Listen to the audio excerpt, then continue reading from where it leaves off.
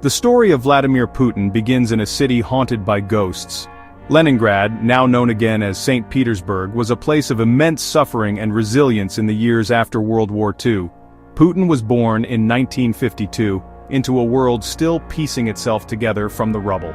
The city had endured a brutal 872-day siege by German forces, a blockade that starved hundreds of thousands of its citizens. The collective memory of this trauma was everywhere. It was in the stories told by elders, in the still visible scars on the buildings, and in the quiet, grim determination of its people.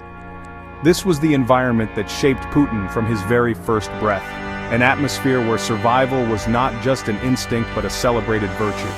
His family's own story was a microcosm of this citywide struggle. His father, also named Vladimir, had been severely wounded fighting in the war. His mother, Maria, nearly died of starvation during the siege, a harrowing experience that left a permanent mark on the family's psyche. They lived in a communal apartment, a common feature of Soviet life, sharing a kitchen and bathroom with several other families. Their small room was crowded and offered little privacy, a stark reality for millions in the post-war Soviet Union.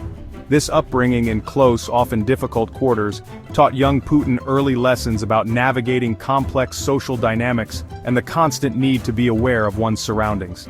Life in this communal apartment was tough. The building itself was old and dilapidated, with stories of rats roaming the hallways. Putin himself has recalled chasing them with a stick as a boy, a formative memory he has shared to illustrate a key lesson.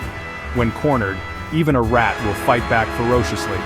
This anecdote offers a window into the mindset forged in those years, a belief that one must always be prepared for a fight and never show weakness. The poverty was real, there were few luxuries, and the focus was on getting by day to day. This environment bred a certain toughness and a deep-seated understanding of hardship from a very young age. This backdrop of scarcity and collective trauma instilled in Putin a profound sense of patriotism rooted in the idea of endurance. The narrative of Leningrad's heroic defense against overwhelming odds became a powerful symbol of Russian strength. For a boy growing up in its shadow, the message was clear. Russia was a nation that could withstand anything, that it had enemies, and that its people must always be vigilant. This foundation of survival, struggle, and a deep, almost sacred respect for the state's ability to endure would become a central pillar of his later political identity, shaping his view of Russia's place in the world and his role within it. Growing up, Vladimir Putin was not a model student. By his own admission, he was small for his age and often found himself in fights. The streets of Leningrad were a proving ground, and respect was earned through physical toughness. He learned quickly that to avoid being a victim, he had to become a fighter.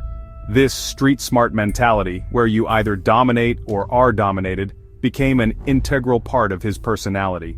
He wasn't part of a gang, but he understood the unwritten rules of the courtyard. It was a world where you had to stand up for yourself, project an image of strength, and never, ever back down from a challenge, no matter the odds. This constant need to prove himself found a more structured outlet when he discovered martial arts. First came Sambo, a Soviet combat sport, and later Judo. These disciplines were more than just a way to win fights. They offered a philosophy and a code of conduct. Judo in particular resonated with him. It taught that skill, strategy, and leverage could overcome brute force. A smaller, smarter opponent could defeat a larger, stronger one by using their momentum against them. This principle became a metaphor for his life and his later political career. It was a way to channel his aggression into a controlled, strategic, and highly effective force. The discipline required for martial arts provided a focus that had been lacking in his early school years. He began training intensely, dedicating hours to perfecting his technique. His coaches saw a determined and resilient young man who was willing to push through pain and exhaustion. This commitment paid off. He became a champion in Leningrad and earned the prestigious Master of Sports title in both Sambo and Judo. The dojo became his sanctuary, a place where the chaotic rules of the street were replaced by a clear system of respect, hierarchy, and a path to self-improvement. It gave him confidence and a sense of purpose. This newfound discipline transformed him. He started taking his studies more seriously, understanding that intellectual strength was just as important as physical prowess. His ambition began to take a specific shape. Inspired by romanticized Soviet spy novels and films, he developed a powerful desire to join the KGB, the formidable intelligence agency of the Soviet Union. To him, the KGB represented the ultimate defenders of the state, an elite organization of disciplined and powerful individuals working in the shadows to protect the motherland. This dream would guide his educational and career choices, setting him on a path toward the heart of Soviet power. Putin's ambition to join the KGB was not a passing fancy. It was a calculated goal that shaped his entire young adulthood. He famously went to a local KGB office as a teenager to ask how he could join, only to be told that they did not take volunteers. The officers advised him that the best way in was through a law degree or military service. Taking this advice to heart, he enrolled in the law faculty at Leningrad State University, a prestigious institution. He was a diligent student, focusing his efforts on acquiring the credentials he needed to achieve his ultimate objective.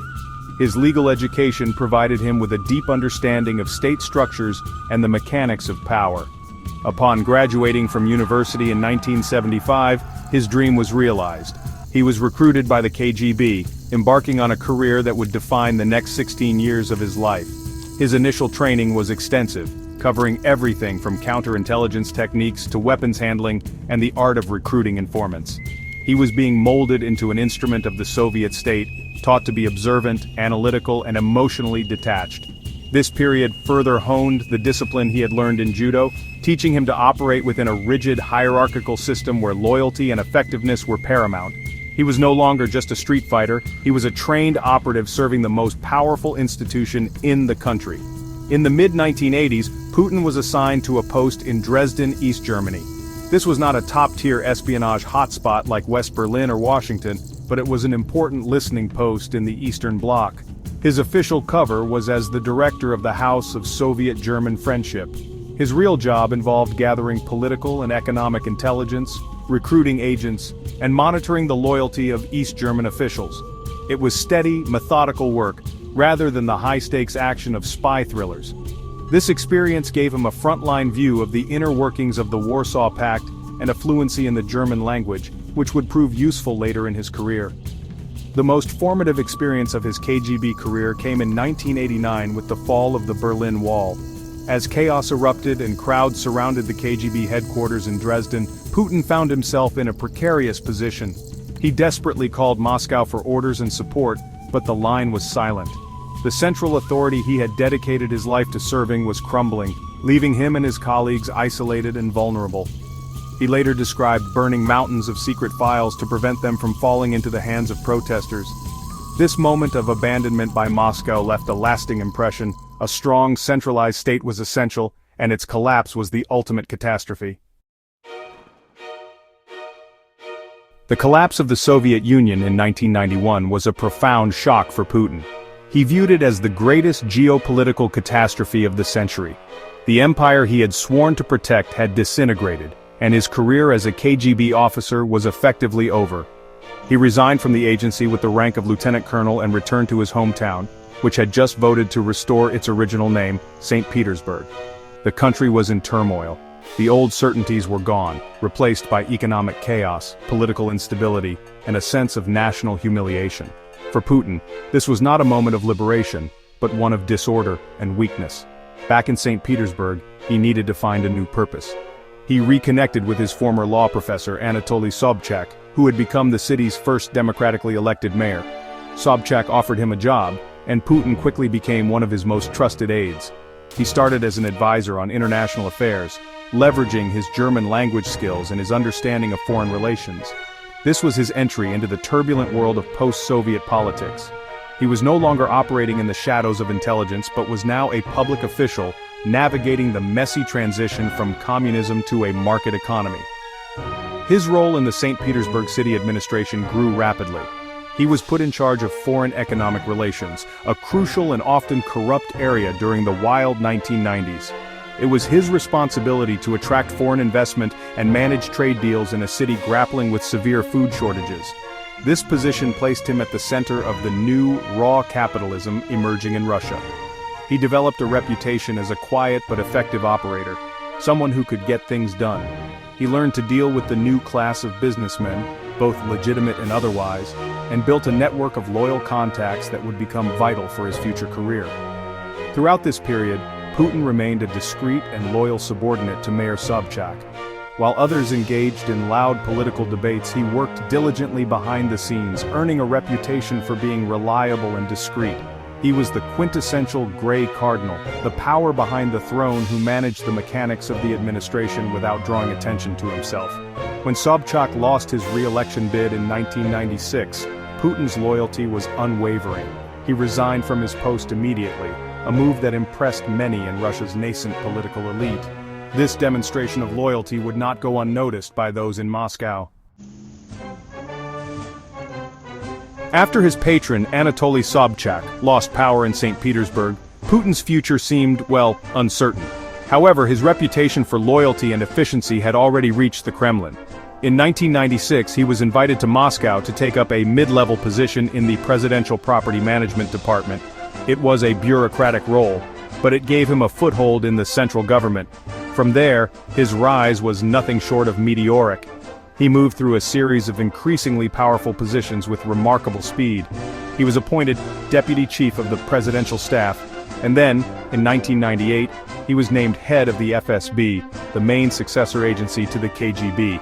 His appointment as head of the FSB put him back in a familiar world of intelligence and security, but this time at the very top. He was now in charge of the country's internal security apparatus, a position of immense power. During this time, Russia was being governed by an aging and often ailing President Boris Yeltsin.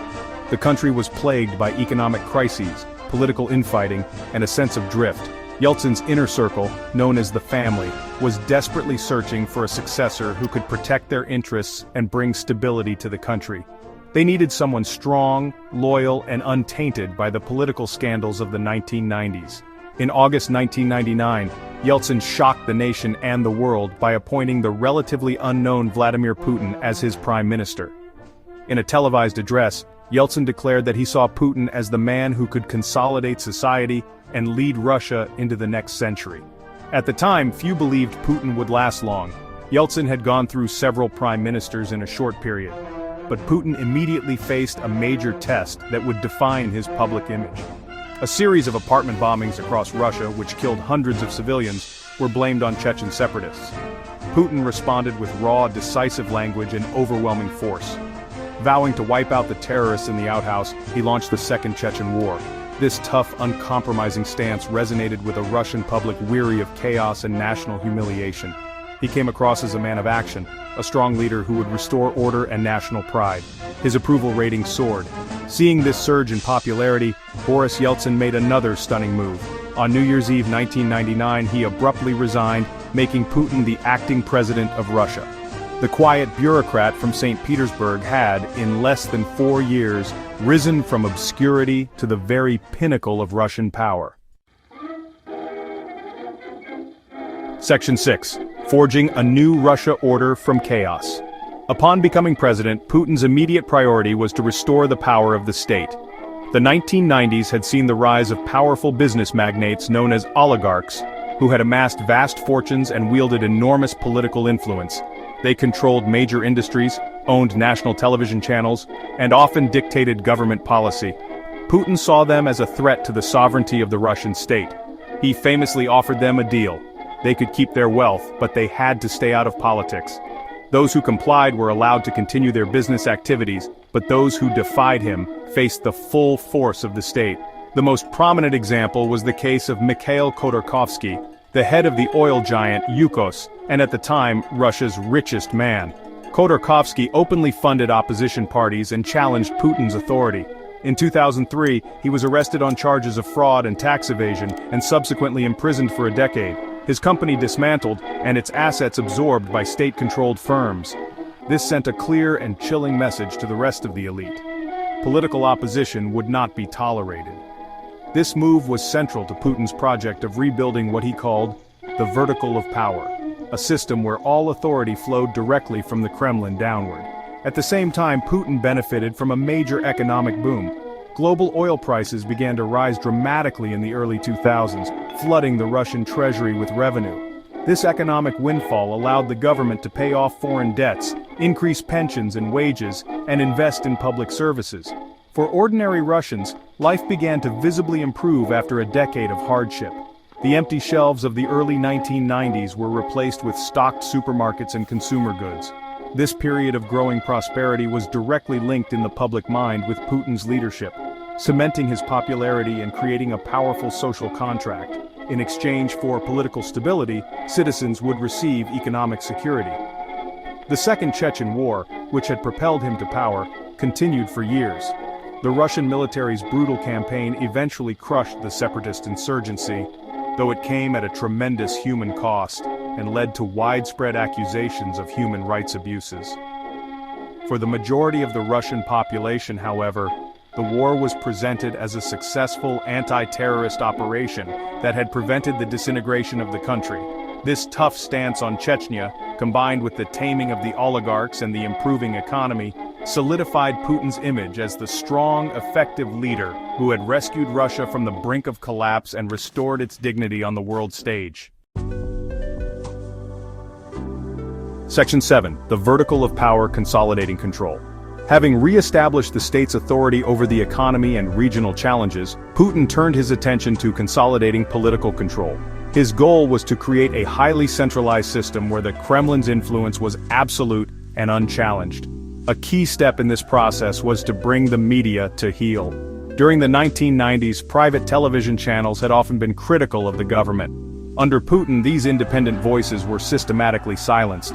Major television networks were taken over by the state or by corporations loyal to the Kremlin. News coverage became uniformly positive, portraying Putin as a tireless and indispensable leader working for the good of the nation. Another crucial element of building the vertical of power was reforming the country's political structure. Putin moved to end the popular election of regional governors, replacing it with a system where they were appointed directly by the president. This stripped the regions of their autonomy and ensured that local leaders were loyal to Moscow, rather than to their own constituents. He also oversaw the creation of a dominant political party, United Russia. While Russia maintained the appearance of a multi-party democracy, United Russia became the vehicle for the Kremlin's policies, using its vast administrative resources to guarantee overwhelming majorities in parliament and marginalize any meaningful opposition. Civil society also came under increasing pressure. New laws were introduced that labeled non-governmental organizations receiving funding from abroad as foreign agents. This stigmatized groups working on issues like human rights, environmental protection, and election monitoring, making their work incredibly difficult. Street protests and public demonstrations were met with an increasingly harsh response, with heavy police presence and arrests becoming common. The space for independent political activity and dissent, which had briefly opened up in the 1990s, was systematically narrowed. The state under Putin was reasserting its control over all aspects of public life. This entire system was designed to ensure stability and continuity of power. After serving 2 consecutive presidential terms, as limited by the Constitution, Putin orchestrated a seamless transition in 2008. His hand-picked successor, Dmitry Medvedev, became president, while Putin moved to the position of prime minister, though it was clear to everyone that he remained the country's most powerful figure. After one term, they switched places again, with Putin returning to the presidency in 2012. This tandem arrangement demonstrated the complete control he wielded over the political system, making it clear that the rules could be adapted to ensure his continued leadership.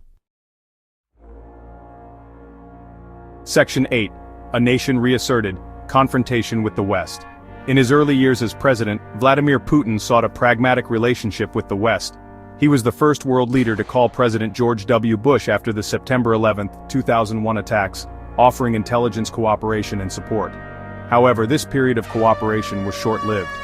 Putin grew increasingly frustrated with what he saw as the West's disregard for Russia's interests. He strongly opposed the eastward expansion of NATO, viewing it as a direct threat to Russia's security and a broken promise by Western powers. The US-led invasion of Iraq in 2003, without UN approval, further deepened his distrust. A turning point came in 2007 at the Munich Security Conference. In a now famous speech, Putin openly challenged the United States and its dominance in global affairs. He condemned the idea of a unipolar world and accused Washington of overstepping its borders in every way. This speech marked a fundamental shift in Russian foreign policy, from one of cooperation to one of open confrontation.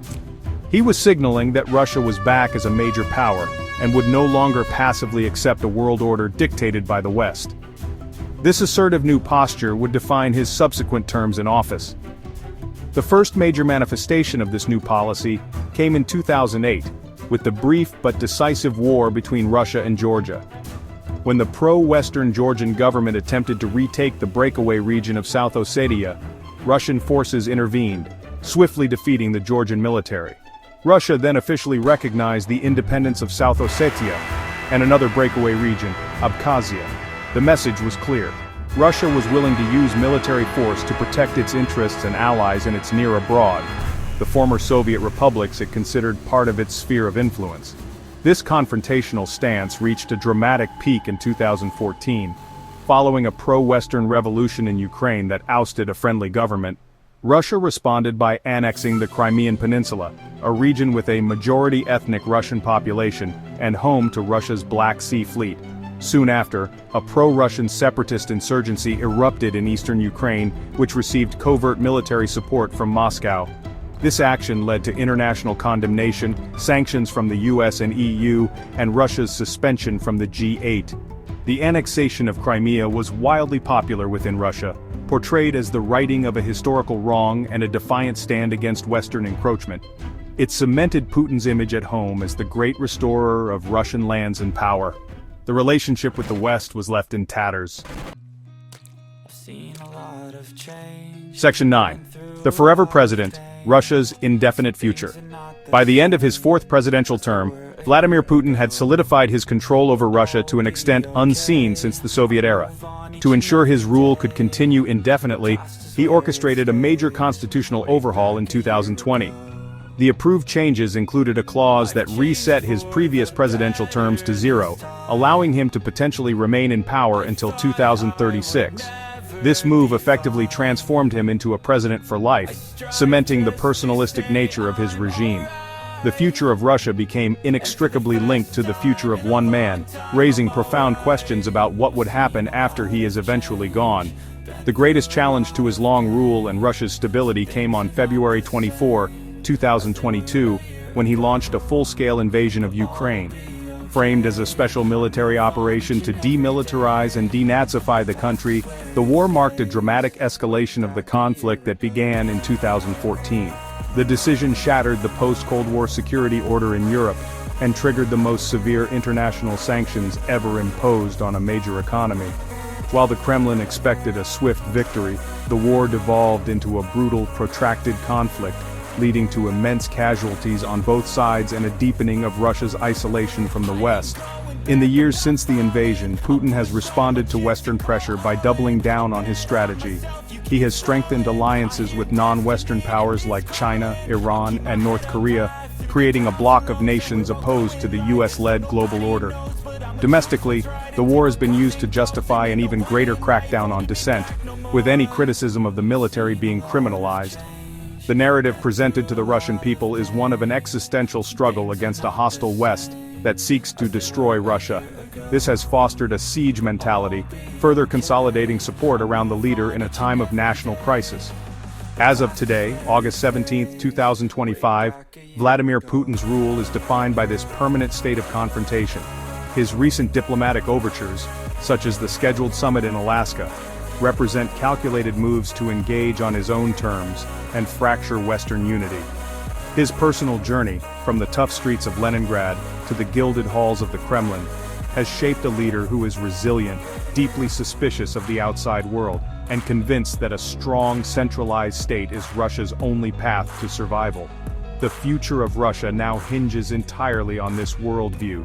His legacy will be that of a leader who restored what he saw as Russia's greatness, but at the cost of its integration with the world and an uncertain path ahead.